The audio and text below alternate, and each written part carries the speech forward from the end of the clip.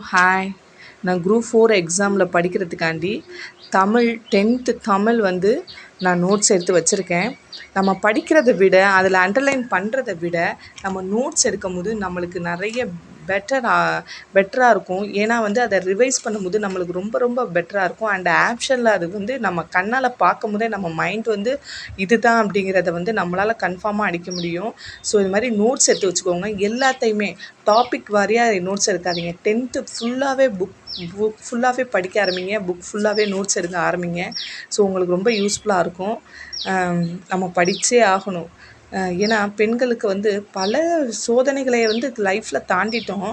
அது அதை வந்து என்ன பண்ணுவோம், சம்டைம்ஸ் வந்து நம்ம இந்த வேலைக்கே போயிடுவோம், பரவாயில்ல அப்படிங்கிற ஒரு இது இருக்கும். 1 இயர் கஷ்டப்படுவோம். அதுக்கான பெனிஃபிட்டை நம்மளால் கண்டிப்பாக ஏர்ன் பண்ண முடியும். எவ்வளோதோ லைஃப்பில் பார்த்துட்டோம். கண்டிப்பாக குரூப் 4ல் கவர்மெண்ட் எக்ஸாமில் போய் உட்காரணும். ஸோ அதுக்காண்டி தான் நான் ரொம்ப ஹார்ட் ஒர்க் பண்ணுறேன்.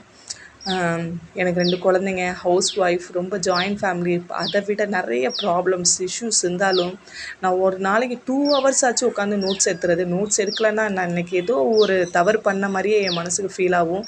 ஸோ என்ன மாதிரி நிறையா பேர் இருப்பீங்க. நீங்களும் படிங்க.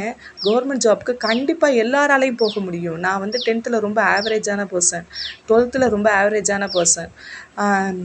டிகிரி ஹோல்டராக இருந்தாலுமே நான் வந்து 10th ரொம்ப ஆவரேஜான ஸ்டூடெண்ட், ஓகேவா. பட் வந்து நான் குரூப் 4 பொறுத்தவரை ரொம்ப சீரியஸாக படிக்கிறேன். அது என்னால் முடியுங்கிற அளவுக்கு நான் நம்புகிறேன். ஸோ நீங்களும் படிங்க, ஜெயிப்போம், எல்லாருமே ஜெயிப்போம். ஓகே, பாய்.